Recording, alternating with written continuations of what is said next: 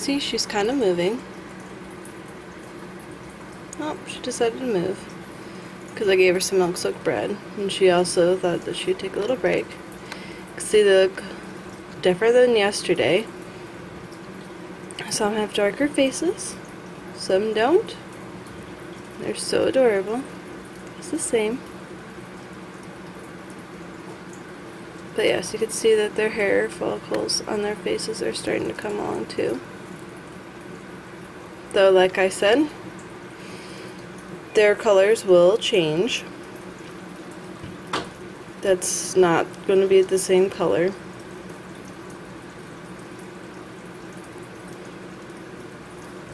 And it's kind of cool. And that's that.